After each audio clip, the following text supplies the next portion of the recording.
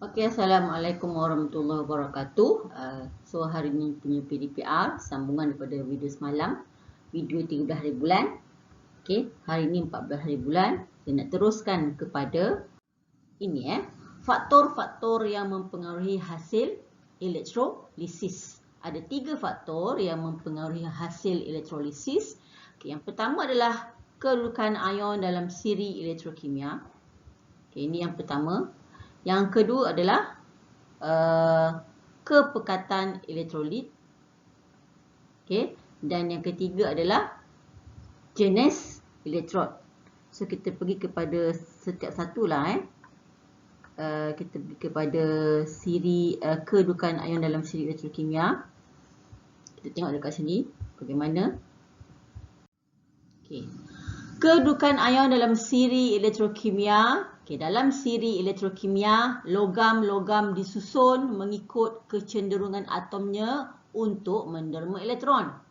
Semakin tinggi kedudukan sesuatu logam dalam siri elektrokimia, maka semakin mudah atom tersebut menderma elektron. Okey, dan kalau kamu lihat dekat sini, inilah susunannya. Susunannya banyak ni. Ada cation dengan anion. Okey, cation daripada kalium, natrium sehinggalah argentum. Okey, manakala anion daripada ion fluorida sehinggalah ion hidroksida. Semakin ke bawah, ya, semakin mudah dinyahcas. Okey, jadi macam mana kamu nak ingat ni macam mana nak ingat yang banyak-banyak ni? So nak tak nak kamu kena carilah kaedah untuk lebih mudah mengingat Kaedah untuk kamu mudah mengingat. Okey, susunan ion mengikut kecenderungannya untuk dinyahcaskan. Okey, kalau kamu rasa kaedah ini bermanfaat, boleh gunakan Okey, nama Karl Nichols. Okey, ni watak dia lah, nama budak tu Karl Nichols. Okey, Karl adalah untuk kalium, Na adalah untuk natrium. Okey, Karls adalah untuk kalsium. Okey. Seterusnya, Kanakas dia saya Mars. Mars ni siapa? Kakak dia kot Mars M adalah untuk magnesium, A adalah untuk aluminium, Z adalah untuk zinc. Okay, seterusnya apa lagi Kanakas ni buat? Okay, hobi dia Facebook. Okay, macam kamu suka Facebook, dia Facebook. Okay, Facebook tu untuk ferrum, S adalah untuk stannum dan Puk sebablah untuk plumbum. Okey. Okey, seterusnya ada lagi kan, iaitu hidrogen cuprum argentum. Okey. Apa lagi yang dia buat? Facebook dia main hari, dia layan hari cuti aja. Okey. Hari adalah untuk hidrogen. CU adalah untuk cuprum dan aja, okey, adalah untuk argentum Ag Ini kaedah lah, kalau kamu rasa nak guna boleh gunakan Okey, itu untuk cation. Untuk anion pula, nama dia fluorescent. Fluorescent.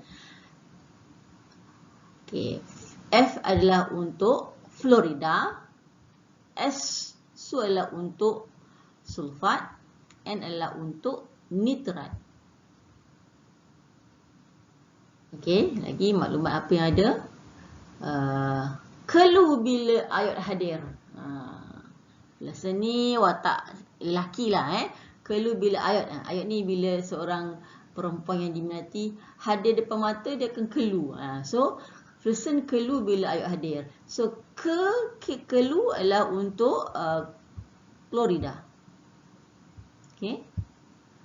Bila adalah untuk bromida. Iod adalah untuk iodida. Hadir adalah untuk hidroksida. Ini salah satu kaedah yang kamu boleh gunakan untuk mengingat lebih mudah susunan ion mengikut kecenderungannya. Okey. So harap bermanfaatlah kaedah ini.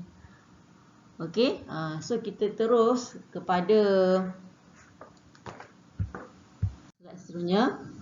Okey, contoh 1. Elektrolisis larutan natrium sulfat.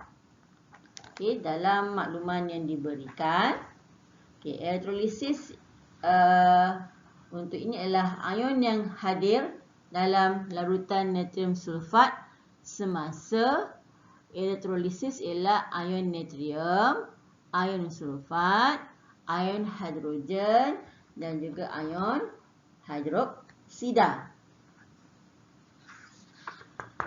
Kita tahu bahawa dalam proses elektrolisis ada dua elektrod negatif yang dikenali sebagai katod, elektron negatif yang dikenali sebagai negatif adalah katod, elektron positif adalah anod. Okey, jadi diberikan di situ katod iaitu elektron negatif, dia menarik ion positif iaitu ion natrium dan juga ion hidrogen. Okey, ion hidrogen dipilih untuk dinyah cas. Kerana apa? Kerana ion hidrogen kurang elektropositif berbanding ion natrium. Oleh itu, gas hidrogen akan terhasil pada katod. Okey, seterusnya pada elektrod positif ataupun anod, okey, dia akan menarik ion negatif iaitu ion sulfat dan juga ion hidroksida. Ion hidroksida dipilih untuk dinyah cas kerana ion hidroksida kurang elektron negatif berbanding ion sulfat. Gas oksigen terhasil pada anod. So, apa benda ni sebenarnya? Kita pergi satu persatu. Kita pergi pada katod dulu. Kita pergi pada sini dulu.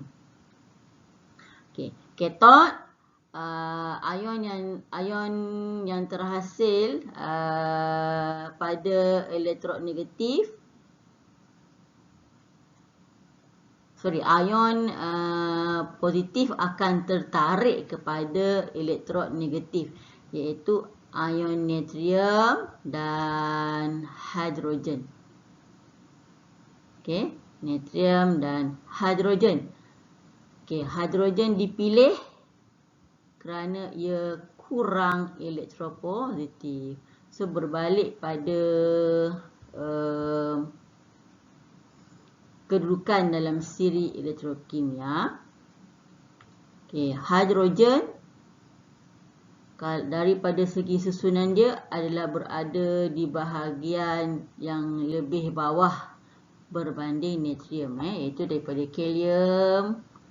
kalium sehinggalah kepada argentum kan. Yang tadi yang kalnakas tu.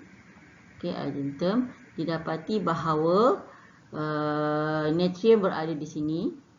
Ini natrium dan di sini adalah kedudukan hidrogen. Okey, hidrogen berada pada kedudukan lebih bawah yang mana ia lebih mudah dinyah caskan, ia kurang elektropositif.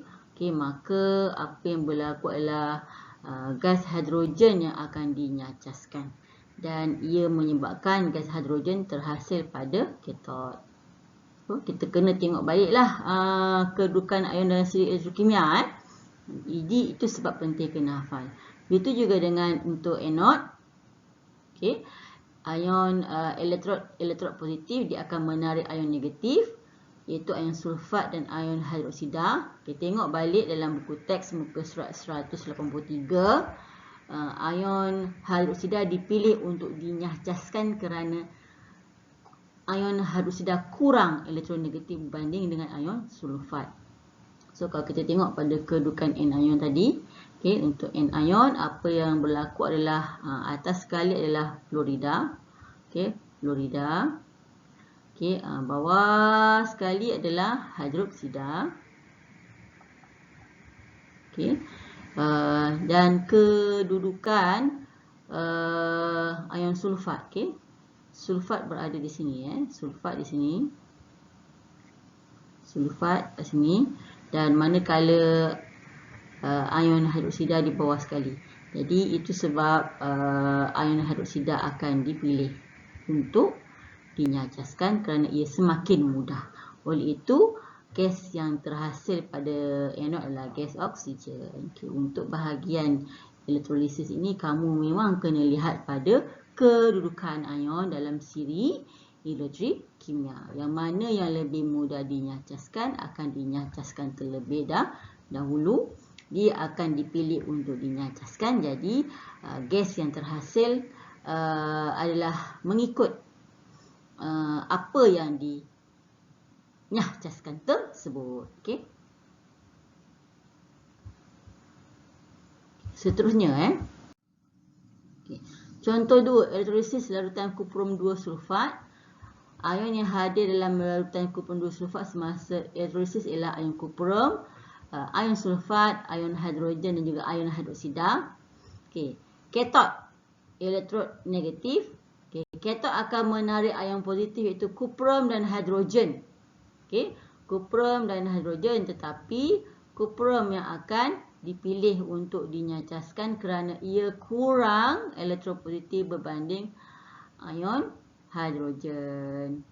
Jadi kalau kita lihat dalam siri kedudukan ion dalam siri elektrokimia, didapati bahawa kedudukan kedudukan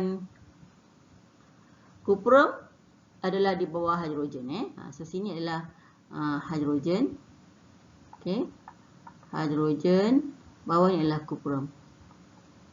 Jadi kuprum ini akan dipilih untuk dinyajaskan. Oleh sebab ia yang dipilih, maka kuprum tersebut akan terenak pada katot.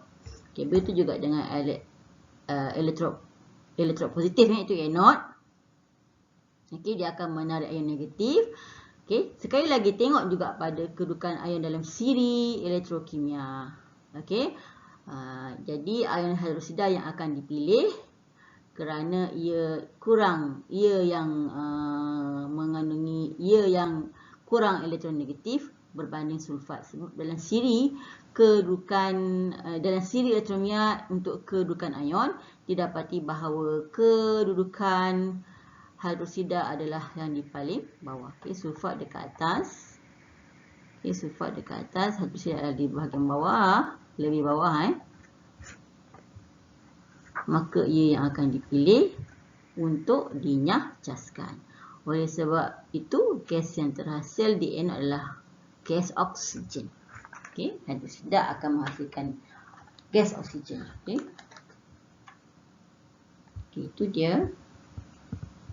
Kita terus kepada nilai. Ujian untuk pengesahan, oksigen akan menyalakan kayu uji berbara. Hidrogen akan memadamkan kayu uji menyala dengan menghasilkan bunyi pop. Dia meletup.